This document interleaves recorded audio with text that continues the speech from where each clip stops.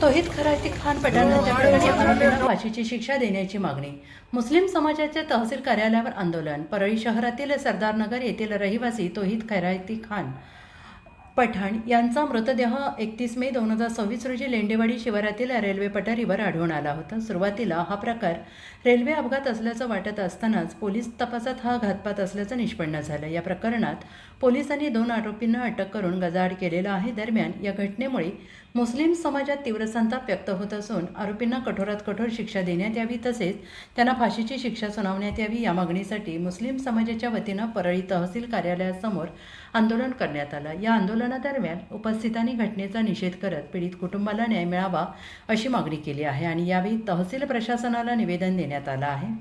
या आंदोलनात समाजबांधव मोठ्या संख्येनं सहभागी झाले होते. आरोपींवर कठोर कारवाई करून पीडित कुटुंबाला न्याय द्यावा अशी मागणी आंदोलकांनी केली आहे.